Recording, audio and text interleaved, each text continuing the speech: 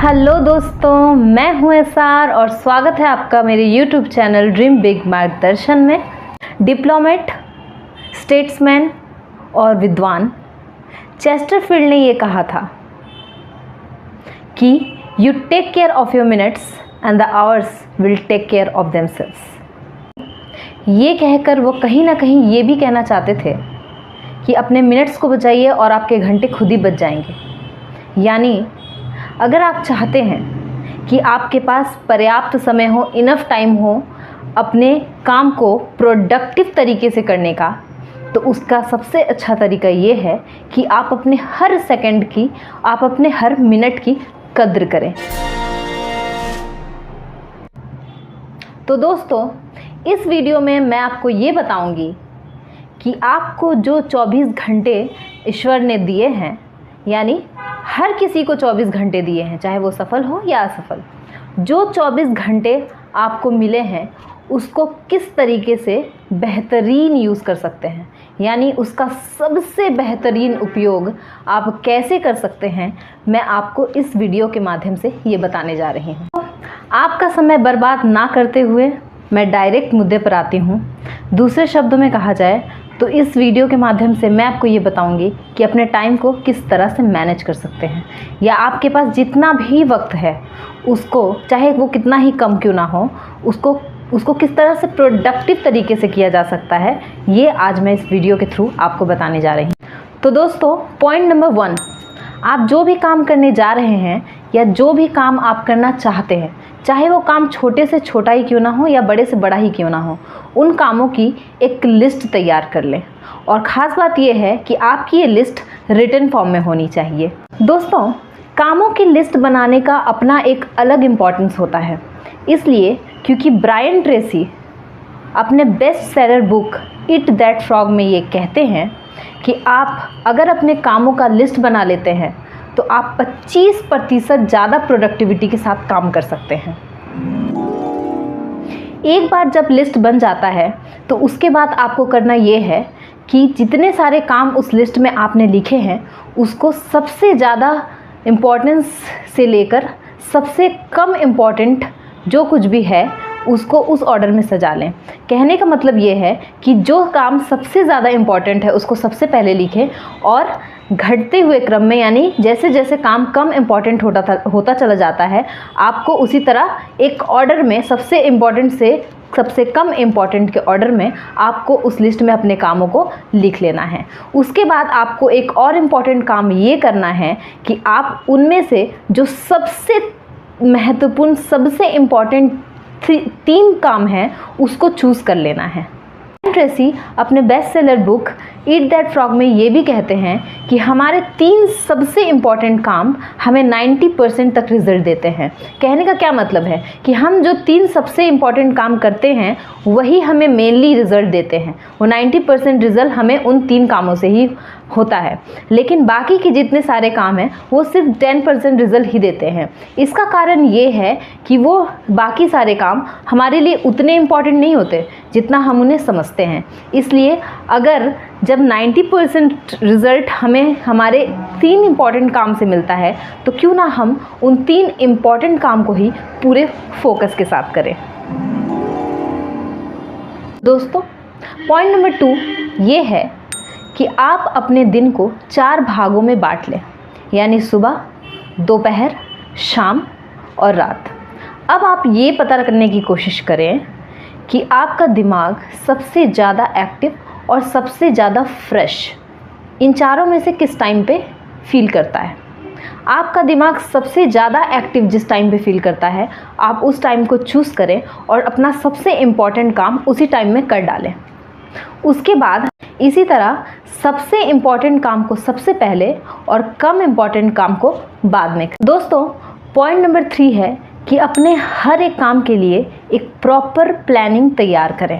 आप अपने हर एक काम के लिए एक proper weekly and monthly planning तैयार करें, और ये इसलिए करें क्योंकि अगर आप रोज़ रोज़ रूटीन बनाएंगे या प्लान करेंगे तो आपका टाइम सिर्फ प्लानिंग करने में ही वेस्ट हो जाएगा। इसलिए बेहतर है कि आप वीकली बेसिस पे और मंथली बेसिस पे अपने रूटीन बना लीजिए। इससे आपको ये फ़ायदा होगा कि आपके दिमाग में एक रोड मैप तैयार रहेगा और आपको काम करने में बहुत ज़्यादा आसानी होगी। सबसे बड़ी बात यह है कि आप उस प्लान को राइट डाउन कर लीजिए, बाकायदा लिख लीजिए कि आपको कौन कौन से काम करने हैं, कितने बजे से कितने बजे तक करना है। एक फ़िक्स टाइम तय कर लीजिए और उस फिक्स टाइम से पहले उस काम को करने की कोशिश कीजिए, जो कि आपके लिए बहुत ही बेनिफिशियल होने वाला है दोस्तों। अगर आपकी प्लानिंग बहुत कॉम्प्लिकेटेड है तो घबराने की ज़रूरत नहीं है। आप एक काम ये कीजिए कि उन बड़े प्लान्स को या कॉम्प्लिकेटेड प्लान्स को छोटे छोटे प्लान्स में डिवाइड कर लीजिए। एग्जाम्पल के लिए, अगर आपने ये ठानी है कि मैं 14 पेजेस एक हफ्ते में पढ़ूंगा या पढ़ूंगी, तो उसके लिए आपको 14 पेजेस पढ़ने हैं, मुझे ये सोच के स्ट्रेस नहीं लेना है। आपको एक काम ये करना है कि आपको एक हफ्ते में 7 दिन मिलते हैं, तो आप 2-2 पेज करके रोज़ अगर 2 पेज भी करते हैं, पढ़ते हैं, तो आपके 14 पेजेस का जो टारगेट है वो एक हफ्ते में इजीली कंप्लीट हो जाएगा। तो जब आपको ये लगे कि आपकी प्लानिंग बहुत कॉम्प्लिकेटेड है, तो उसको देखकर घबराने के बजाय आप ये सोचें कि कैसे उसको छोटा छोटा करके या उसको डिवाइड करके कंप्लीट किया जाए, उस टारगेट को अचीव किया जाए। पॉइंट नंबर 4, काम शुरू करने से पहले पूरी तैयारी रखें। कहने का क्या मतलब है? कहने का मतलब ये है कि जिस टेबल पर, जिस डेस्क पर आप बैठकर पढ़ते हो, उसे साफ़ सुथरा रखो, उसे आकर्षक बनाकर रखो। इसका ये एक फ़ायदा होगा कि आप वहाँ जब जाओगे तो आपको बोरियत महसूस नहीं होगा, उल्टा आपको काम करने में मन लगेगा। वो जगह देखकर आपको ये फील होगा कि हाँ, यही वो जगह है जहाँ मैं अपना काम कर सकता हूँ या कर सकती हूँ। और दोस्तों, आपने जो भी महत्वपूर्ण काम को चुना है, उसके लिए आप ये इंश्योर कीजिए कि वो कौन से स्किल्स है। अगर कोई ऐसे स्किल्स हैं जिसको सीखने से आपका वो महत्वपूर्ण काम आसान होता है, वो आसानी से हो सकता है, तो आप उसको सीखने में हिचकिचाइए नहीं। कोई भी नई चीज़ सीखने में या कोई नया स्किल सीखने में आप हिचकिचाइए नहीं, अगर वो आपके महत्वपूर्ण काम को, इम्पोर्टेंट काम को आसान बनाता है तो। एग्जाम्पल के लिए, अगर आप कोई बुक लिखना चाहते हैं तो आप पूरी बुक हाथ से तो नहीं लिख सकते और आपको टाइपिंग भी नहीं आती है, तो इसके लिए अच्छा है कि आप टाइपिंग सीख लें। इससे आपको ये फ़ायदा होगा कि आपका काम जो है बहुत ही आसानी से और शीघ्रता से, जल्दी से पूरा होगा। पॉइंट नंबर 5, सबसे इम्पॉर्टेंट कामों की तरह इम्पॉर्टेंट बाधाओं को भी नोट डाउन कर लें। कहने का क्या मतलब है? कहने का मतलब ये है कि ये देखें कि आपका डिस्ट्रैक्शन कहाँ है, वो कौन सी चीज़ें हैं जो आपको अपने गोल से डिस्ट्रैक्ट कर रही हैं। जैसे वो फेसबुक हो सकता है, व्हाट्सएप हो सकता है, इंस्टाग्राम हो सकता है, अनावश्यक चर्चा हो सकती है, अपने चीज़ों को सही जगह पे ना रखना, ये भी समय बर्बाद होने का कारण हो सकता है, या अपने हेल्थ पर ध्यान ना देना और बाद में बीमार पड़ जाना और उसके वजह से बहुत सारे समय का वेस्ट हो जाना। ये सारी चीज़ें आपका डिस्ट्रैक्शन हो सकती हैं। तो सबसे इम्पॉर्टेंट डिस्ट्रैक्शंस क्या है आपकी ज़िंदगी में, आप सबसे पहले वो नोट डाउन कर लीजिए।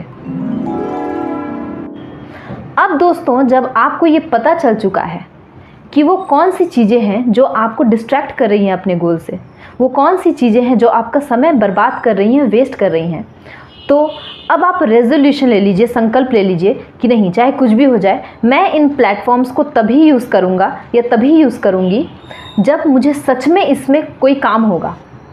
एक काम और अभी आप कर सकते हैं प्रैक्टिस करने के लिए, अपने काम को ईजी करने के लिए, कि हफ्ते का कोई भी एक दिन फिक्स कर लीजिए और ये सोचिए कि मैं उस पूरे दिन को टेक्नोलॉजी से दूर रहूँगा या दूर रहूँगी। दोस्तों, इससे ना सिर्फ आपका समय बचेगा, बल्कि टेक्नोलॉजी पे जो आप दिन प्रतिदिन, डे बाय डे डिपेंड हो रहे हैं, आपकी जो डिपेंडेंसी है टेक्नोलॉजी पे, वो कम होगी।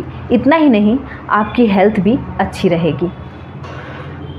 पॉइंट नंबर 6, कुछ और ऐसी बातें जो आपके टाइम को मैनेज कर सकती हैं या आपके पास जो भी लिमिटेड टाइम है उसका बेहतरीन यूज़ करने में आपकी हेल्प कर सकती हैं। एग्जाम्पल के लिए, अगर आप किसी टूर पे जा रहे हो या आप किसी यात्रा पर जा रहे हो, तो आप ये एक काम कर सकते हो कि अपने साथ आप कोई किताब लेकर जा सकते हो और उस किताब को पढ़कर आप अपने टाइम का यूटिलाइज़ कर सकते हो। इसके अलावा आपने एक रूटीन बना लिया, लेकिन बीच में क्या होता है कि आपको कोई और इम्पॉर्टेंट काम आ जाता है और आपको दुर्भाग्यवश जाना पड़ता है, अनफॉर्चुनेटली वहाँ पर जाना पड़ता है या किसी का इंतज़ार करना पड़ता है। तो ऐसे में आपको कोई छिटपुट काम ज़रूर तैयार रखना चाहिए, जिससे आपका वो समय भी यूज़ हो सके और वो टाइम भी आपका बर्बाद ना हो। Point number 7, the last but not the least, आराम और एंटरटेनमेंट करना भी ज़रूरी है। मान लीजिए आप काम करते करते थक गए हैं, फिर भी काम किए जा रहे हैं, ऐसा मत कीजिए। अगर आप काम से थके हुए हैं तो आपको काम करने के बजाय आराम करना चाहिए, या अगर आपको मनोरंजन की ज़रूरत है, एंटरटेनमेंट की ज़रूरत है, तो आप अपना मूड फ्रेश करने के लिए एंटरटेनमेंट, जिससे भी आपका एंटरटेनमेंट होता है, चाहे घूमने जाने से हो या टीवी देखने से हो, जिससे भी आपका एंटरटेनमेंट होता है, आप अपना एंटरटेनमेंट ज़रूर करें।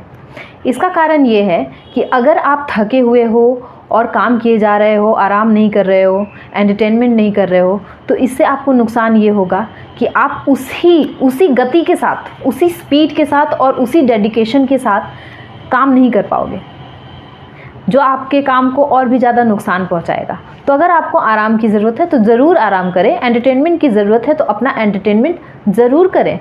ये ठीक वैसा ही है जैसे अपने काम को और भी ज़्यादा डेडिकेशन से करने के लिए चार्ज होना, जैसे मोबाइल और भी ज़्यादा चलाने के लिए चार्ज की ज़रूरत होती है, उसी तरह इंसान को भी काम करते करते थकने के बाद उसकी भी बैटरी लो होती है, उसकी भी बैटरी डाउन होती है और उसे भी चार्ज होने की ज़रूरत होती है। तो इसलिए हिचकिचाएं नहीं, अगर ज़रूरत पड़े तो आराम भी करें और एंटरटेनमेंट भी।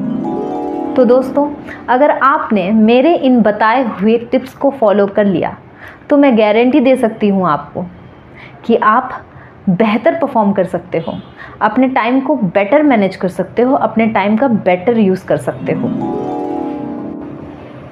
दोस्तों, दिन भर बिजी रहने को काम करना नहीं कहते, बल्कि आपके पास जो कुछ भी लिमिटेड टाइम है उसको प्रोडक्टिविटी के साथ करने को असल में काम कहते हैं। 9-10 घंटे काम करना ज़रूरी नहीं है, बल्कि 9-10 काम उसी क्वालिटी के साथ करना ही असल में काम है। जाते जाते दोस्तों, बस एक बात कहूँगी कि नशा हर किसी में होता है, हर चीज़ में होता है। नशा शराब में भी होता है, नशा शबाब में भी होता है, लेकिन वही नशा काम में भी होता है। ये आपके ऊपर डिपेंड करता है कि आप किस चीज़ का नशा करना चाहते हो। तो दोस्तों, अगर आपको मेरी वीडियो पसंद आई हो तो इस वीडियो को लाइक करें, मेरे चैनल को सब्सक्राइब करें और अपने फ्रेंड्स और फैमिली के साथ मेरी ये वीडियो ज़रूर शेयर करें। Thanks for watching.